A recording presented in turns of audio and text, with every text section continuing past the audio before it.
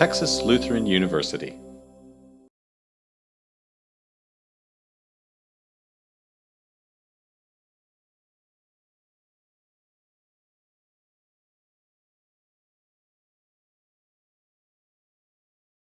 I'm Ashley Ford. I'm the Director of Marketing and Communications for the university. And tonight we are very proud to have two very accomplished reporters here from KSAT 12 with us as part of our Latinx History Month events. As some of you may know, the overall theme this year is immigration, and Jessie Degollado and Tiffany Huertas are two people that have lots of knowledge about this topic. So, reporter Tiffany Huertas is known for her in-depth storytelling and her involvement with the community. She graduated from Florida International University with a journalism and mass communications degree, along with a minor in tourism and political science. She was also part of the first class in Telemundo Network's Media Futures program, where she spent 2 semesters learning the ins and outs of the Spanish news business. Originally from Miami, she went on to be an anchor and reporter for KGB-TV in the Rio Grande Valley. During her time there, she covered national stories on immigration, border corruption, and challenges young children in detention centers face. She won an award for hard news from the National Association of Hispanic Journalists in 2016 for a story about cartel couriers in South Texas. Her work covering Latino issues also earned her an award nomination at the 2016 NAHJ Awards. She was recognized with the Lone Star Flag by State Senator Eddie Lucio Jr. for her coverage along the Texas-Mexico border. Prior to her time in Texas, she was a reporter at WJHD-TV in Panama City, Florida, and a writer for WSBN-TV in Miami. Now, I have the pleasure of introducing Jessie Degollado. With KSAT 12 News since 1984, Jessie is a general assignments reporter who covers a variety of topics every single day. Raised in Laredo and working as a reporter at KRGV in the Rio Grande Valley, she's especially familiar with border and immigration issues. Educated in the Laredo public school systems, she went to Baylor University, where she received a degree in journalism and has received several awards in recognition for her long-standing career. They include the 2014 Outstanding Alumna Award from Baylor and the 2012 Henry Guerra Lifetime Achievement Award from the San Antonio chapter of the National Association of Hispanic Journalists.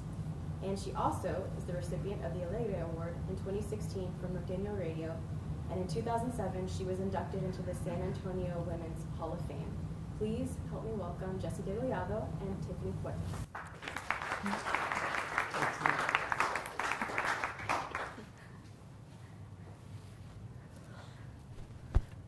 Hello, everyone. Thank you so much for coming tonight. Thank you so much for having us. It's past my bedtime. I'm a morning reporter for KSAT, so right now, typically, I'm like knocking out. I told her by now she'd be in her jammies, you know, getting comfortable.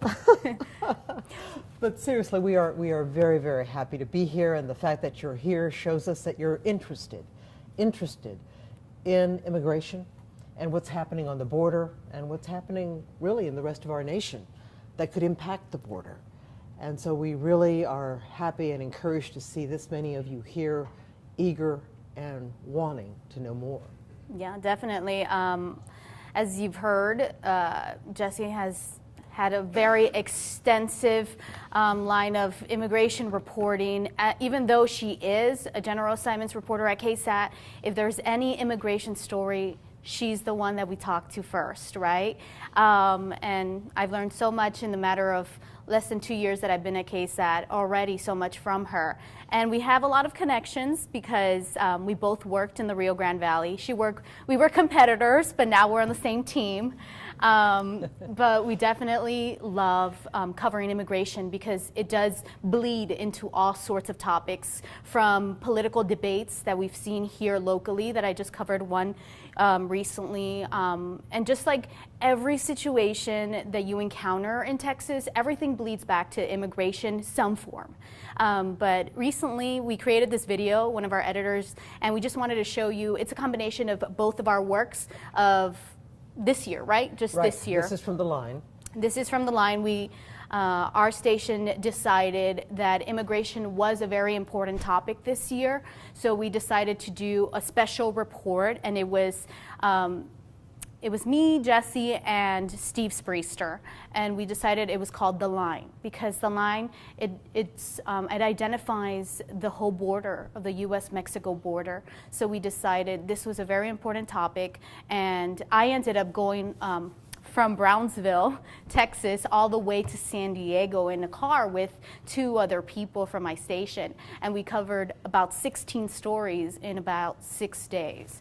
And then Jessie covered stories with Steve Spriester here in Texas. In the Rio Grande Valley, mostly. And in the Valley as well. Yes. So we're just going to play a quick video before we continue this conversation. And let me just say very briefly that I must commend KSAT 12 News for being committed to this issue and for investing a lot of money and a lot of time and a lot of resources into bringing you these stories. This is The Line.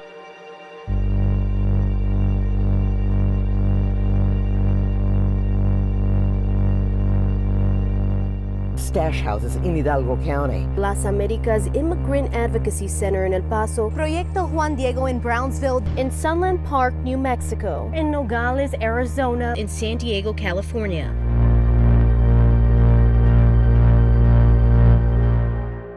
I mean, I've seen people come to the door, help them if you can. I don't think it's dangerous here. I just think that, you know, there's probably some illegal activity besides just regular border crossing. They stay there. So my grandkids put some chairs there for them. Frantic Benitez police yelled down to an immigrant to save his drowning companion in the Rio Grande. Well, he went under. We never saw him come out. They're fearful. They have an instability in America. You see them coming in through our city, and we still have to do what we have to do. They're just desperate people trying to live a peaceful life. They want to feel safe and secure and prosper like we all do. The Trump administration launched a zero-tolerance policy in April, which separated migrant parents and children. Their future is still uncertain. Strangers in a foreign land, these families rely on the kindness of those they've never met and probably never will again. Our values are changing. And it's not our values, but it is the American values which we've all grown up with, and we don't want to lose that. We are collecting different types of food and snacks. ACLU tells us a total of 4 billboards are placed in McAllen, 2 in Spanish and 2 in English. Their message is clear. Families belong together. They're getting their children back, right? And they're getting a free ticket here to stay here. They're never going back. No quiero que mi hijo vaya. She doesn't want her son going back to Mexico and becoming another statistic of violence. Can anybody stand up? The question by a San Antonio police officer seeing the misery inside a deadly big rig, now a rallying cry. We need to stand up and we need to fight this. You're not used to seeing that much. It's death, that's what it is. We would hate for anything to, like what you all saw in these videos, to happen. Operation Big Rig's PowerPoint presentation tries to warn future truck drivers of the risks. So when they start driving commercially, they'll do more than just check whether their rig is roadworthy. Unwanted passengers often climb in at truck stops or hide behind windjammers. If anybody's close, I got 5 on the ground here.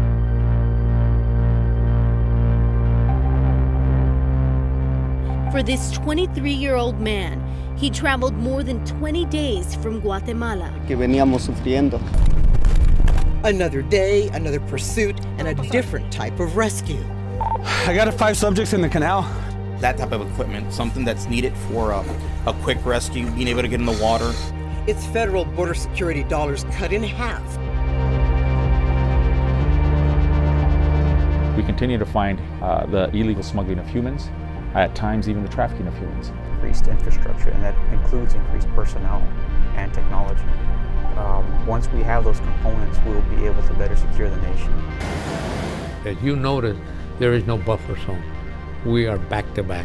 Just people crossing over, you know, they try to run, hide, but that's, like, for me, it's like a normal thing. Water never hurt anybody, so these people especially are in need of water. It's life or death reasons of why they decided to do this. These calls are getting greater and greater by the day. And every day we encounter stash houses. A troubling symptom, it's said, of a broken immigration system. We feel terrible about the immigration situation.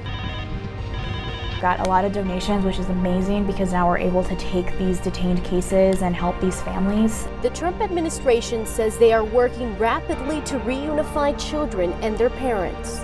We are having an existential crisis, and not only just the humanitarian crisis we're having on the border at this moment, but an existential crisis as a country, and we're about to find out who we are and what we are.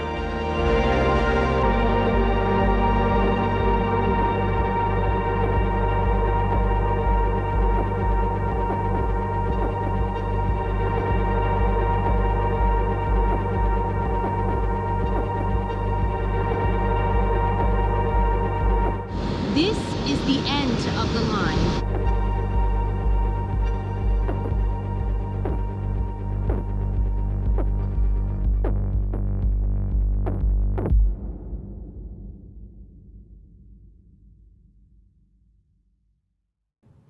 So that was basically everything. No, I'm kidding. Yeah. Just looking back at this video, so many different things popped to my head, but the biggest thing for me is a very divided nation and country that we're living in right now. Just speaking with different people, from ranchers to people that have been living on the border forever, to law enforcement, everyone has a very different opinion on what should be done. Of course, we want to protect our borders. That's a given. But some people are saying that the way that they're doing it, especially with the whole family separations that were done this year, that was a very big mistake to some people, right? Now they're trying to fix what they did, and that's the situation right now. And today I actually spoke to ACLU. They're that nonprofit that has been helping a lot of these immigrant families. They're still trying to reunify families. They're going to countries, South America, Central America, still trying to reconnect those families that were separated at one point. And when I was covering the border, this never happened. But when I went to El Paso, what I found was very interesting is they said that the families that were separated, they had been doing it and testing it in El Paso for a year before it was even announced. So even though everyone else found out about it this year, in El Paso, they said that it had been going on for a very long time already, for months before it was announced to everyone else.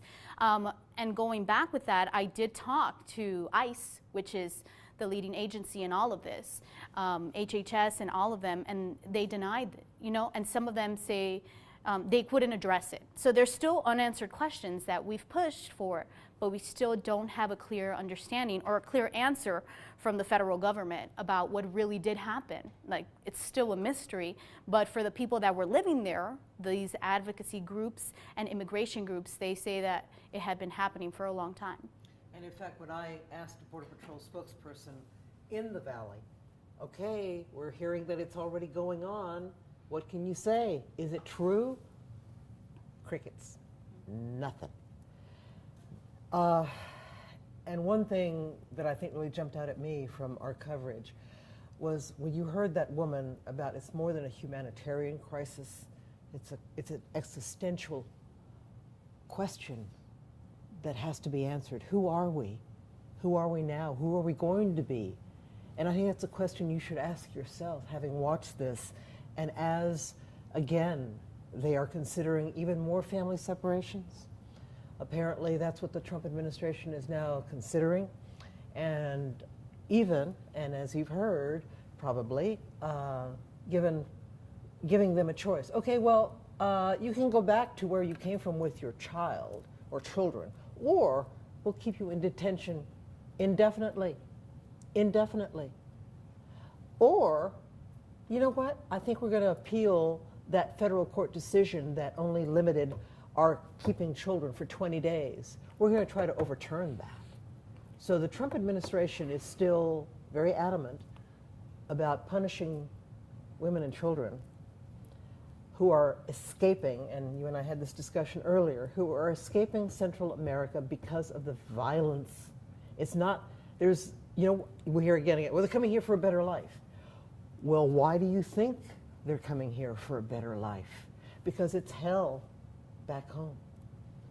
I mean, the people from Mexico who used to come would come for money and jobs and such, but for the Central Americans and the record number, even high, well, maybe not as high as back in 2014, but certainly the numbers are much higher now of families now coming across the border right now. Yeah, 38% it jumped from July to August. And that goes to show you that family separations did not work, right? What does it have to take? Obviously, everyone says, you know, they need to do a reform the immigration system, they need to do this and that. But unless you're there on the border and you're on the grounds like all the Border Patrol agents that we respect so much because we've been working with them for such a long time, they want security, right? They want to do their job at the same time, but they want to feel safe in the United States. And regardless whether you're a Democrat or Republican, you don't want to see families being separated and ripped apart, babies being ripped apart from their families, right? And that's a given. That's what was said. That was what happened, right? So that's why the families were reunified. That's why the Trump administration did what they did. And leading to that, ICE, because we were covering all of these topics recently, ICE led us into their Dilley detention center. And I'll just let this video speak for itself. This immigrant detention center in Dilley is one of 3 at the center of a controversy. Immigration advocates say the conditions are unsanitary and inadequate, but the federal government says the detention facilities meet or exceed the standards for caring for families. It's been a heated debate since President Donald Trump's zero-tolerance policy was enforced, causing the separation of thousands of families. It has since been put on hold in federal court. Meanwhile, a group of reporters were allowed to tour the Dilley facility yesterday. The night team's Tiffany Huertas was one of them. But she was not allowed to record video or take pictures. All of the footage you will see in this story provided by the federal government. She also wasn't allowed to speak to any of the families. Inside the South Texas Family Residential Center, we were able to witness several mothers from all different countries with their children getting different services, everything from a meal to school. Guatemala, Mexico, El Salvador, Honduras. Immigrant families from across the country, Armenia, Brazil, Nicaragua, Belize, Cuba, are staying inside this detention facility in Dilley, Saudi Arabia, Venezuela, and Romania, waiting for their future to be determined. KSAT 12 was given a rare look inside the 55-acre facility. We visited the medical area, classrooms, housing, and cafeteria. It costs $156 million annually to operate this facility. The Trump administration's zero-tolerance policy led to the separation of families. We have approximately 1,500 people in custody, 1,400, and about 10% of that population are families that have been reunified. What is the ultimate goal of this facility? Well, I mean, the facility was established as a facility to bring in people that have crossed the border illegally. This was a place that they were supposedly going to go through their asylum process. And 15.5 is the average length of stay here. Reporting from Dilley, Tiffany Huertas, KSAT 12 News. So out of that, automatically you already know everything was tight-lipped, right? We couldn't speak to any families. And going there, I knew that it was going to be difficult to report fairly and to report the truth as much as possible. But the reason why we introed this story with simply saying, I couldn't take a photographer inside, I was by myself, and we were not able to talk to anyone, and they were touring us for 5 hours outside in the heat inside these trailers, because I'll describe you. It looks like this, but not all the detention centers do. And not all the detention centers do they let us go inside. Because there's one in Karnes County, that they don't let us go in. And even with this, you watch this and you're like, there's 2 viewers watching this, right? One viewer is looking at this and saying, okay, wow, they're getting all these benefits. That's fantastic, you know? And then the other viewer saying, that's not the whole truth, and this is a prison. You're not letting them, because it's very strict. while they do get these things, I don't know what happens once I leave that door. I could leave that door and everything is very different inside. You know, if I would have had that opportunity, I think I would have been able to report better, if I would have been able to talk to one of these families, or just I pick, because even if they would have chosen a family for me, it still would have been unfair on my end, right? So I think this year, we were discussing this earlier, this year has been the toughest year for the media talking about immigration, because no matter what we say, someone's not going to be happy, right? So with that being said, I know that you know this. There was one day that it was so tough for me, right? And this is behind the scenes. I went to Jessie and I sat next to her in the newsroom and talked to her just about why are people acting this way? You know, we're just reporting what we know. We're reporting the facts, but someone was always getting upset. You know, someone was saying, why are you not calling these detention centers prisons? That's what they are, and getting mad at us. So we couldn't win, and this year has been the toughest one. And certainly the political climate hasn't helped, you can imagine. And it's just fueling this demonizing of immigrants. And that I've never seen that level of suspicion, and yes, I dare say hatred, in my more than 30 years of covering the border. When I think about, again, the family separations, that's one image still sticks with me. I covered some illegal immigrants who were released in Eagle Pass. Mind you, this was, a good 10 years ago. And there were children among them with their parents. But I remember one little girl in particular. Her mother was carrying her, and her mouth was covered in blue frosting. The Border Patrol agent had given her a blue frosted donut for her trip. And now, they were put in cages. They're being traumatized by the separation from their parents, and child psychologists, doctors will tell you that there are long, short-term effects of this kind of separation, of this trauma of being separated from your parents, their mothers. And then long-term, they could manifest themselves as even physical problems, along with emotional problems. I mean, can you imagine yourself as a child being separated from your mother? It's just hard to fathom. It really, really is. And so it's we were talking about this as well. How do you stay objective when you have something so heart-wrenching before you? But that's our obligation, to try to tell the whole story. We're not just here to tell you part of a story. We're here to try to tell you the whole story. And certainly the Trump administration, and there are those who say, well, again, border security should be top priority. And it is. But what are we doing? We have to ask ourselves, what are we doing as far as our immigration laws in giving these people another way to legally enter the country? What are we doing? Nothing. And we're just making it harder and harder and harder. And so consequently, like you said, the zero tolerance policy ain't working.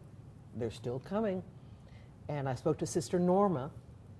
She has been recognized by the Pope for her work in McAllen, aiding these families who come to her after being released.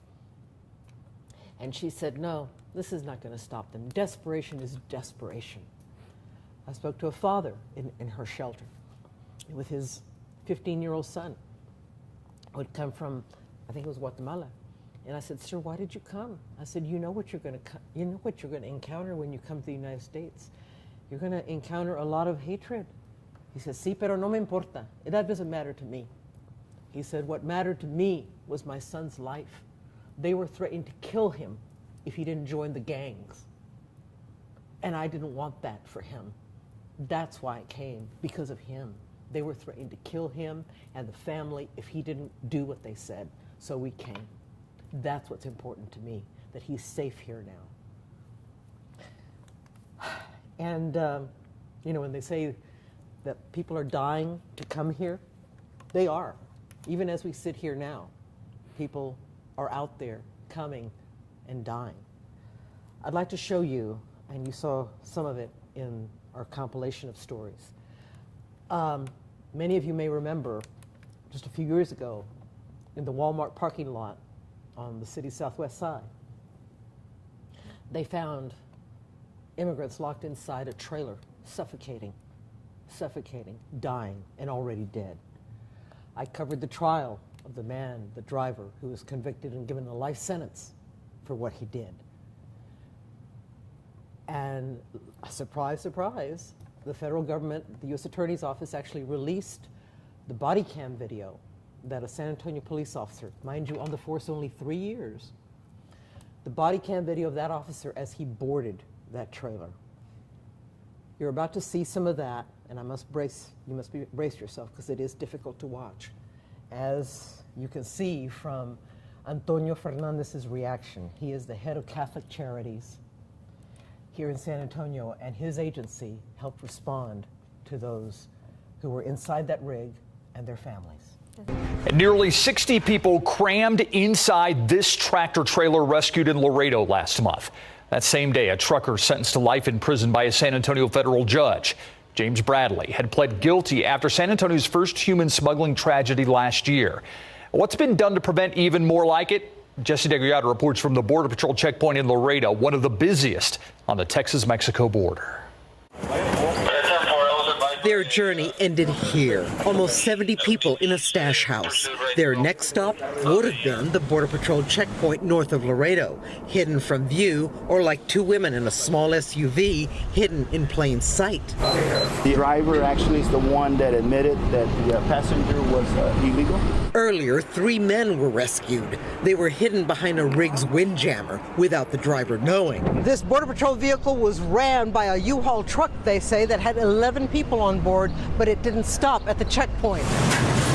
The same checkpoint where last July, the tractor trailer where 10 ultimately died had driven through just hours earlier. They're human beings, so I don't think any of us want to see that happening or ever occurring again. But with 10,000 trucks a day coming from Laredo, the nation's largest land port, agents have only seconds to assess each driver.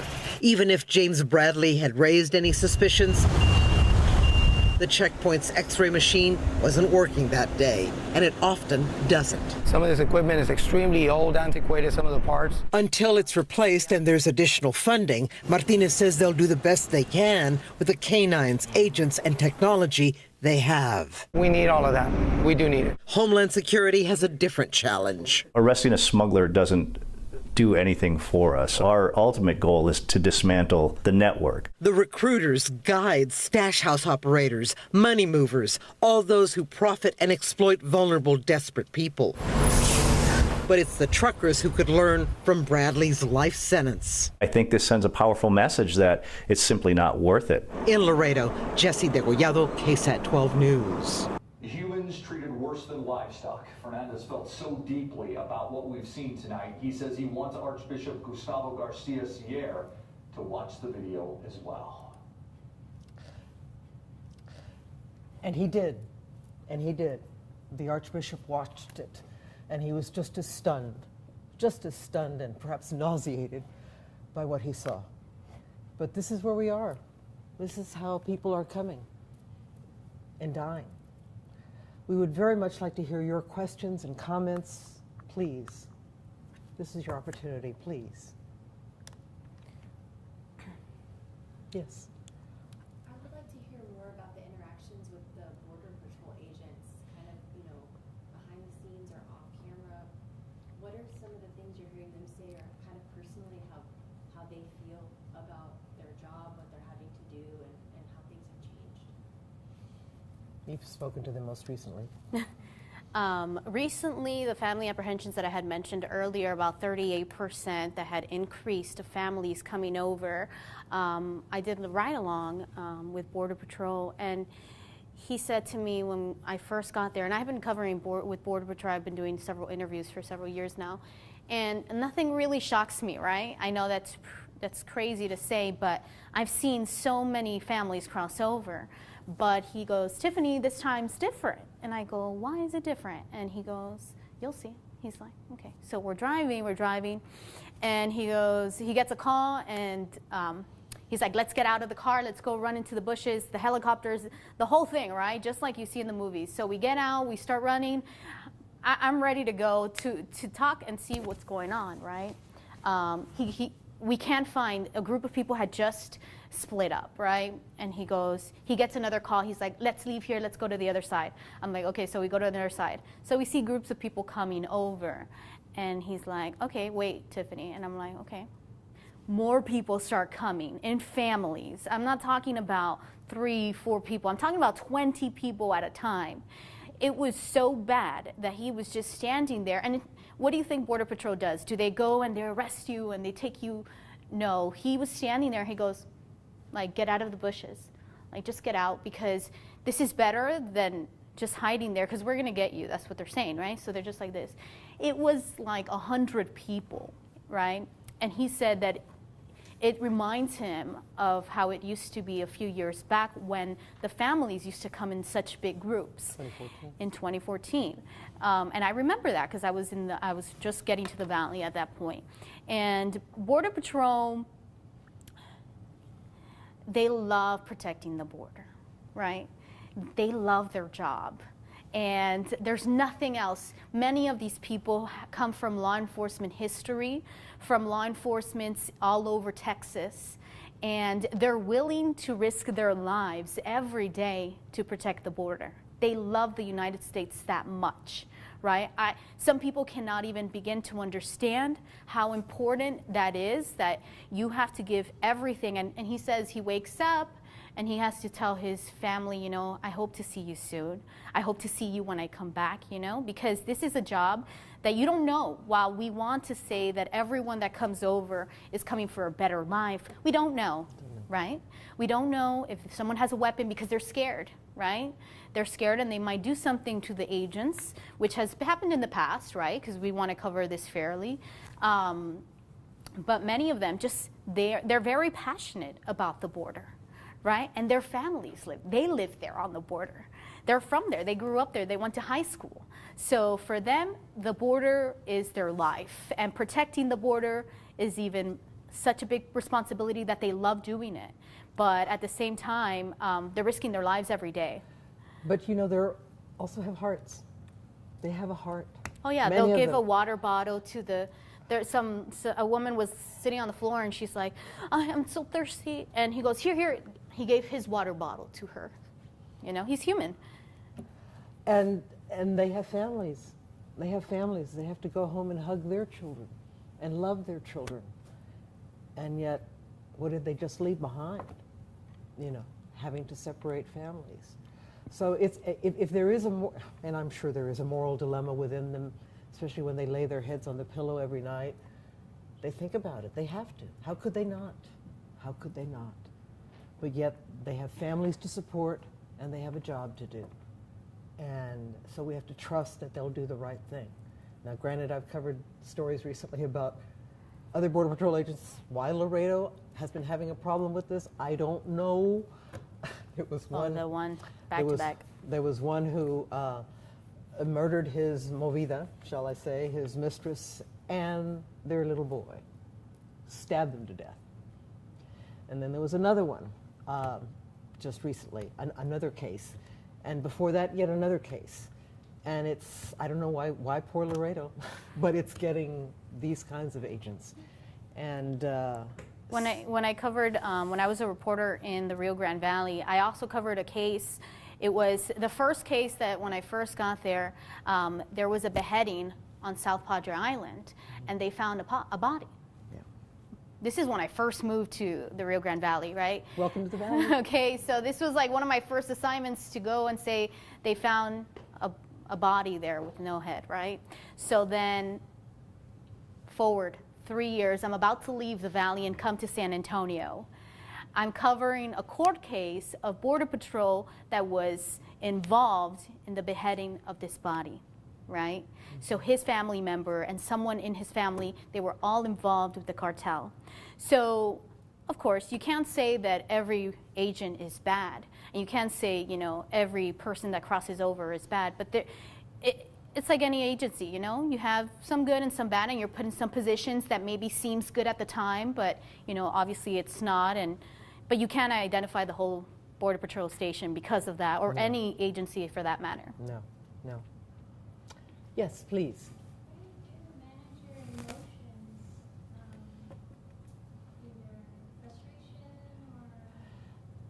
I have this bizarre skill to just shut everything off, sometimes to my detriment in my real life. You know, but I just focus, I guess, like the agents do. They focus on the job. They focus on getting the job done, because I have to bring you the information. Information, not my feelings, not my thoughts, not any of that. So I really just focus on that, so that, granted, when I go home, I kind of deal with it there. But no, that's one skill I've learned in my 30-some-odd years, is to just not just have this not cold, but just, I try not to let it show as much as possible, because again, I have a job to do. Yeah, I think for me, I don't know, you know what, 1 hour I'm covering a feature story. I'm gonna bring you the technology segment on a Tuesday. Then the next day I'm covering an immigration on the border. So for me, my emotions, I don't know where they are. Honestly, they're everywhere, right? I can play a part for you just because I love you, the viewer, so much that I can just, I'll bring you there, right? And the way I do it is I also try to disconnect. Once I leave the station, I don't disconnect from social media because I can't, I'm a millennial, right? But in the sense of, I know tomorrow there's gonna be something else. And maybe tomorrow I get to help someone, right? Maybe tomorrow, and tomorrow no one will remember today's story. That's the great thing. So if you mess up, we all mess up, right? So tomorrow, no one will remember.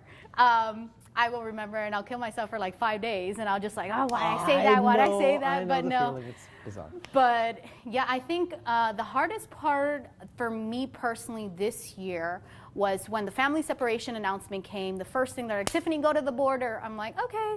So I was like, I've covered the border a lot of times, but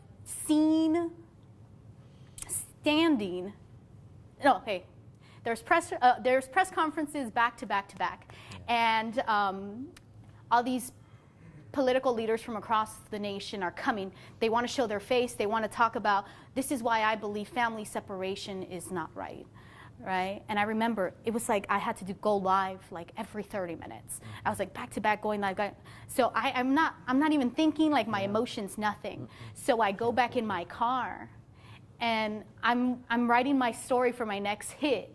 And I look at my photographer, and I was just like, and then I look straight, and there's cars. You've seen them probably on the news, the buses, the white buses with the hands of the little kids, right? And people reaching out to you, right? Like, help me, you know, or like, you know, like all different types of facial expressions, one bus after another bus after another bus.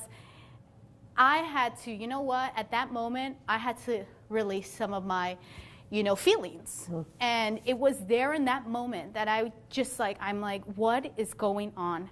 I go, after covering the border for such a long time, this is what has... We've come to this. We've come to this, right? 5 minutes later, I'm over it. I have to go live. Yeah. Right? That's the way it has to be. We have learned the art of shifting gears. We have to. But we're humans, right? So I'm glad you asked that question, because I think for the most part, KSAT is really good at connecting with the viewers. So you know that we're here just like you guys. You know, you all have a job. Sometimes it gets stressful at your job. It gets stressful at our job. The only difference is that we're running towards the bad news, right? So we're running towards the fire. We're running towards the accidents. And in the worst time in your life, that's where we're going to be, right? But in the best times, we will be there too. That's right. That's right. Any other questions, please? Yes, sir. You said the reason immigrants are coming has changed. They're not coming for money and jobs, but rather they're coming from security and away from the violence of their homelands. Do you think Central American countries should be held responsible? Yes, for letting the gangs overpower them. And really now the gangs have become governments. They've infiltrated the governments of those countries. They've become so powerful.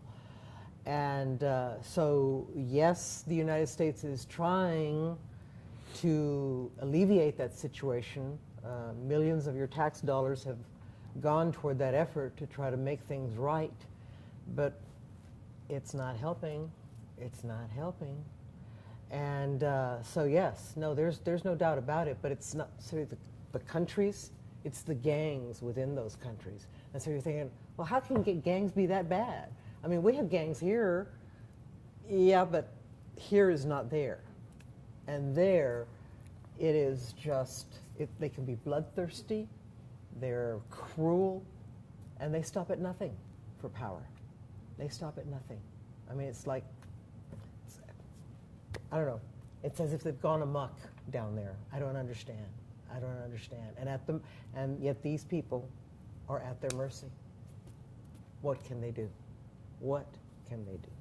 So when you have countries that have corrupt governments like Venezuela, Yeah. you have the president there who's killing all of the college students that are trying to overpower or find some form of freedom in their own government. How do you hold them responsible for that when the United States would step in? You can't. I don't know. I wish I had an answer to that. No. I don't know. And that's, I think, where we are now at this state of affairs. Yes, sir. How much do you think the United States military influence during like the 60s and 70s when they were helping out drug cartels over there has caused the problem in Central America? That probably had a lot to do with it, I'm sure, at its root. And I'm sure your professor will recount the history of that as to how all that came about. When the United States was literally funding these terrorist groups, really, and of course they wouldn't call them terrorist groups back then. They were rebels, you know, they're trying to overthrow a government. Well, eventually they ended up becoming the problem themselves. It's easy to say that it's their government, but we are the ones who have Exactly, exactly. Or turned a blind eye, or thought, well, you know, like Mexico is our, you know, one of our top trade partners. But yet here it was ravaged by cartel violence, and that also caused many people to flee. So, and as then President Vicente Fox once told me, he says, what happens when you have, this is what happens when you have the world's richest country next to one of the world's poorest countries. What are you going to do? You know? So there, by the grace of God, I guess we were just born, luckily we were born on this side as opposed to that side. I remember when I went to Nogales, I spoke to the sheriff of the county, and he had been in office. He's been serving in office for decades there, right? He's so sweet. He's the nicest man ever. He was great at interview. Yeah, he is great. He talked about drug tunnels. He talked about cartels and everything, and plus much more. But he said, one of the things he said, he goes, this is a business. And he's like, this has always been a business. He's like, right now they're building a tunnel as we speak. He's like, this is people that have been living here. I probably know them. He's like, I probably grew up with them. But this has just always been a business of drug smuggling, human smuggling, and so much more.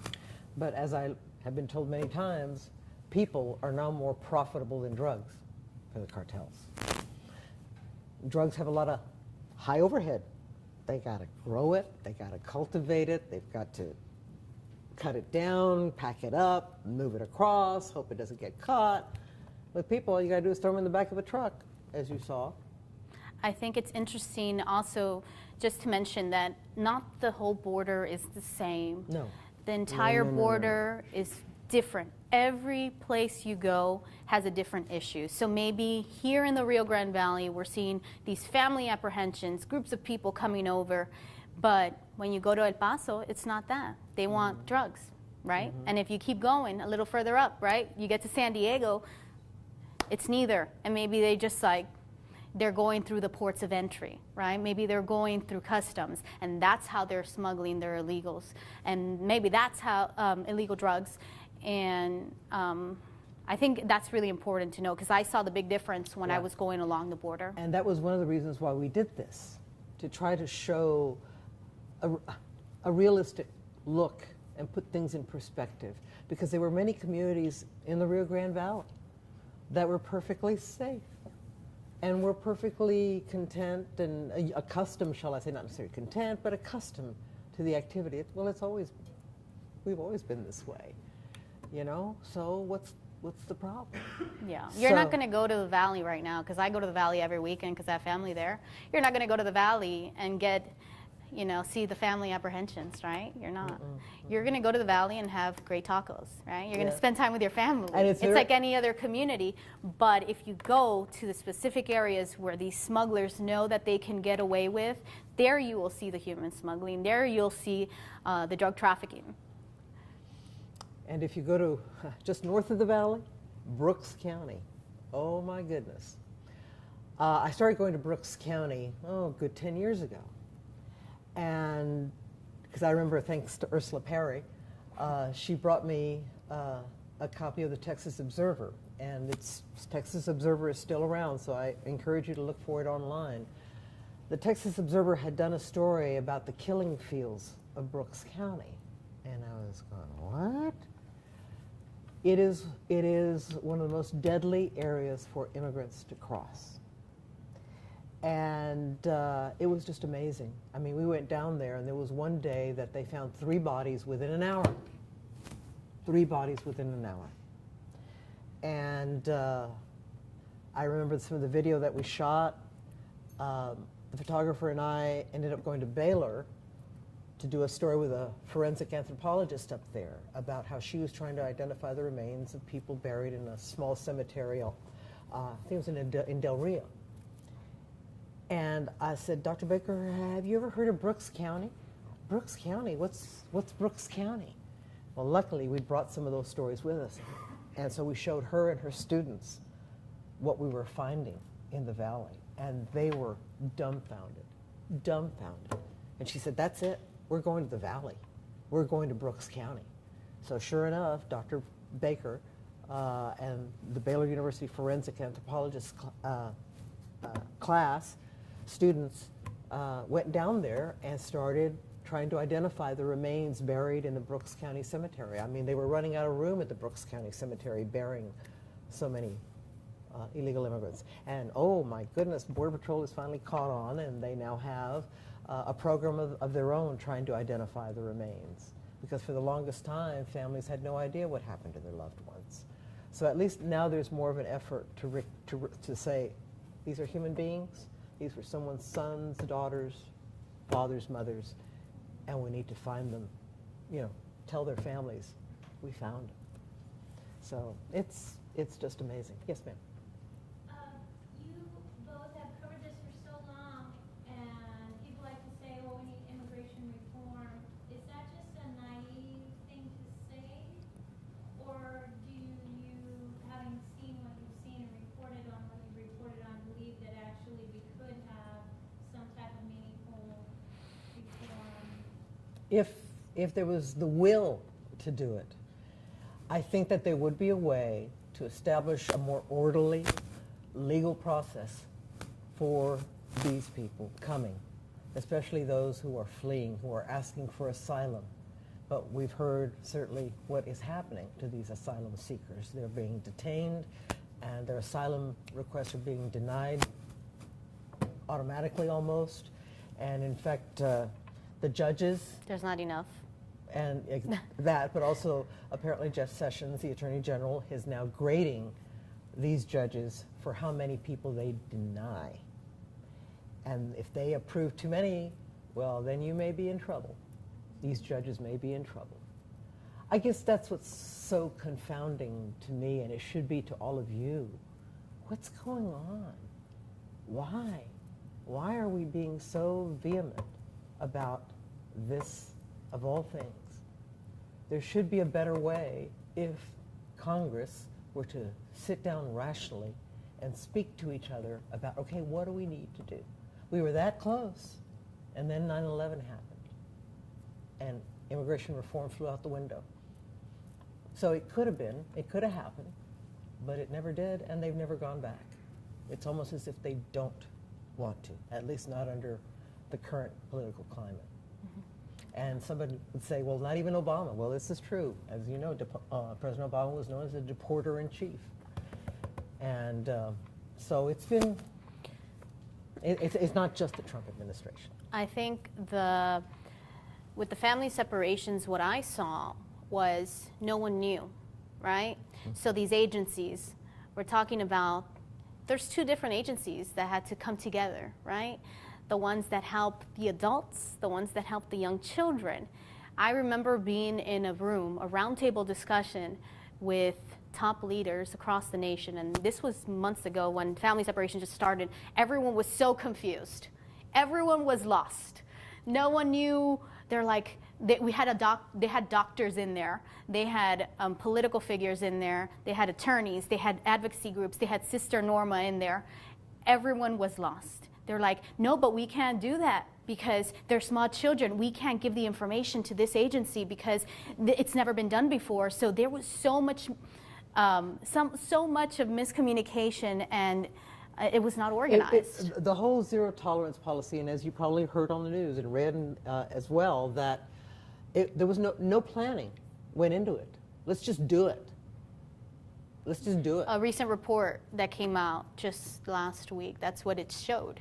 You know, they inspected, to the same way they inspect detention centers, they inspected the entire zero tolerance policy, and they said it wasn't.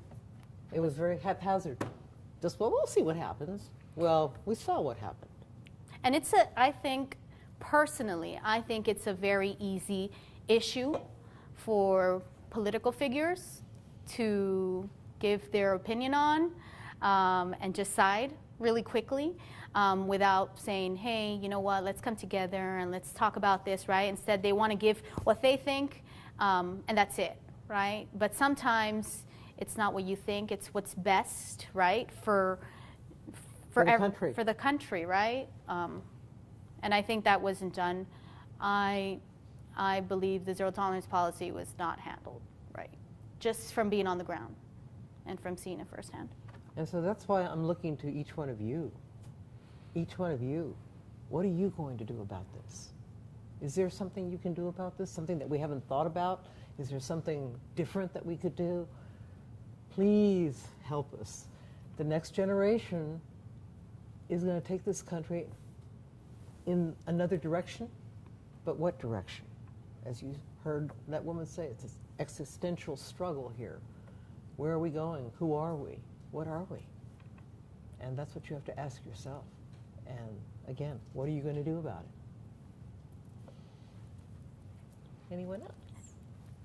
Yes, sir. Yes, ma'am. What aspects of immigration laws or even citizenship laws do both of you think needs to be addressed first to improve these situations? Good question. I think that, again, there are quotas as far as who is brought into this country. And there's also a lot of red tape now, even more. The U.S. Citizen and Immigration Services, where you apply for citizenship or resident status, something. That's all changed. It's much more difficult now.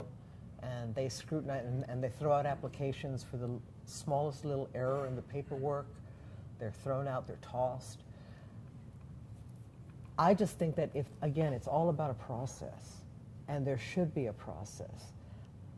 It may, and hopefully as simple as possible, but yet with some of the safeguards built into it.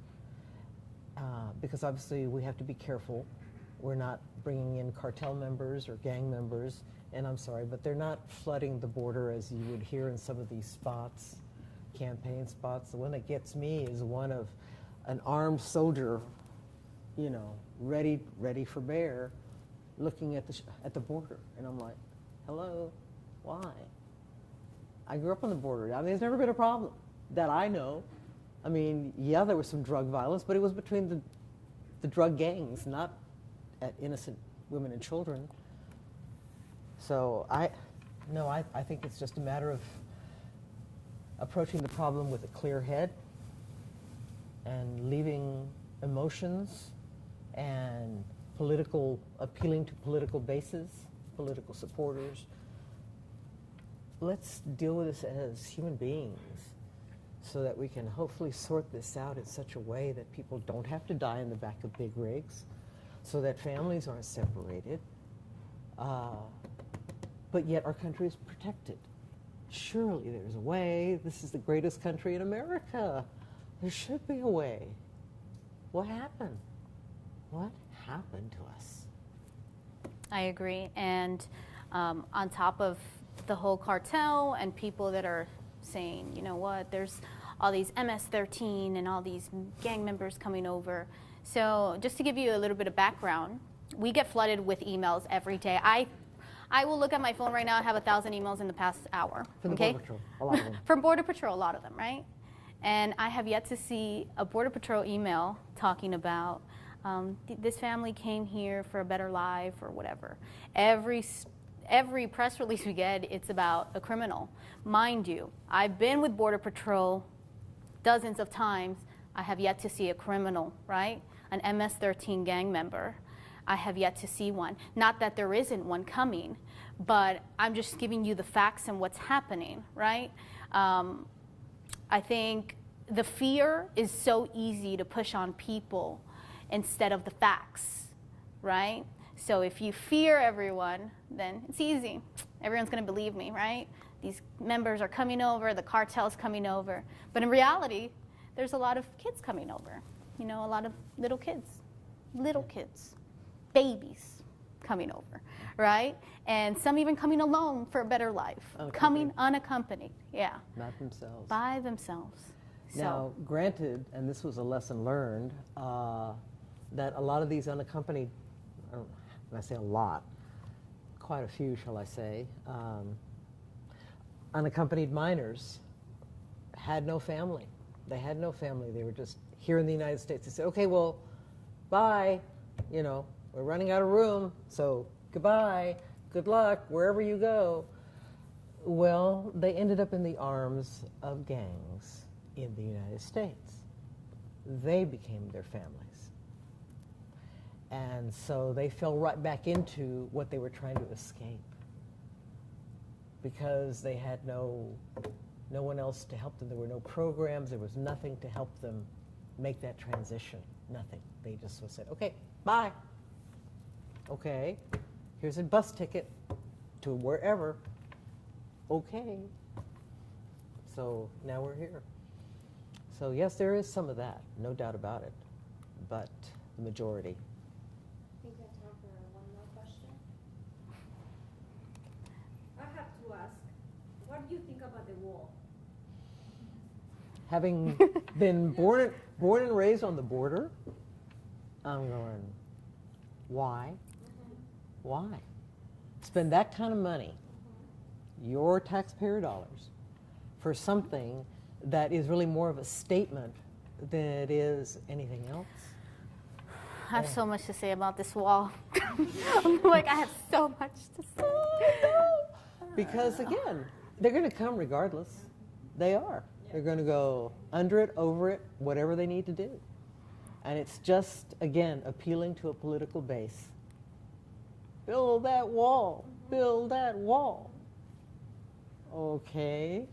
We've gone how many lifetimes without one? And why don't we just fix the damn immigration reform? Why don't we just fix immigration? Seems to me that would have more long-term effects. I don't know. Well, I'll let you take it from there. Because I grew up on the border, so I know. Yeah, so the wall is not complete. You all know that, right? So there's big gaps, and I mean big gaps. Yeah. So you can go to, let's say you go down to the border. Just drive all the way down. You won't hit a wall, right? There's no wall, right? But what's interesting about the wall, I will say this, I've seen marks on the wall because you can climb the wall, right? And there's not going to be an agent in every corner of the wall. No, it's impossible. You're going to cross over if you want to. You know when you can because you've been monitoring. You have people, right? I thought what was the most fascinating thing in the world to me was, as a reporter on the border, you go to the wall, right, to do stand-ups and live shots. This is the wall to give it like a backdrop, right, of whatever cover you're doing. You will never see anyone at the other side, right? You're only seeing everything here. Because what the U.S. did here in the valley, they separated tons of land and then they built the wall. You go to Nogales, Arizona, they didn't do that because they didn't have tons of land. So basically they split the communities, right? So in Nogales you go and I'm talking to people right there, right? I keep going, I can go to Juarez, right? You cross over, it's right there. Everything is right there. But in Nogales, I just could not believe the communities. This is me. This is the wall. This is a her. I'm talking to her. This is every day. You know, you're walking down. This is like, hey, let's go for a walk, right, with your neighbor, right? And this is it, right? They're like, and the people in Nogales, they told me they're like, you know, people cross over, people throw drugs. It's normal, right? The wall's not going to stop. Right? You cannot put an agent on every bit of a wall along the U.S.-Mexico border. It's just not realistic. Not realistic. And the story that I'm going to be doing soon, God willing, is again about the impact of this fence, and because they're starting to close the gaps, they're going to be building gates in the valley, about the wildlife down there. Some of the most endangered animals are ocelots. There are less than 100 of them left. They go from Mexico to their breeding grounds in the United States. Well, okay, try to get across a fence, I don't know. And so I did a story a few years ago with a wildlife biologist, and they lobbied and were able to get at least, before the fence was built, they were able to get at least tunnels where they could get underneath and cross, the cats, the ocelots. But there's other wildlife that's being threatened by, again, because these are cutting through wildlife refuge, wildlife sanctuaries. So that's a whole other aspect to it. Yeah, and you can give someone as much money to buy their land. Some people will not sell their land. Eminent domain, and that's where eminent domain Yeah, kicks they won't in. sell it. So it's going to be very interesting once the federal government and they start trying to say, you know what, well, I don't care what you say, we're going to get your land. So it's going to be all over again, a big battle for these owners that have been there for decades. Yeah. As they say, the more things change, the more things remain the same. We thank you so much once again. Thank you Anyone so else? much. Okay, well, thank you so much. Appreciate it. For more information, please visit tlu.edu.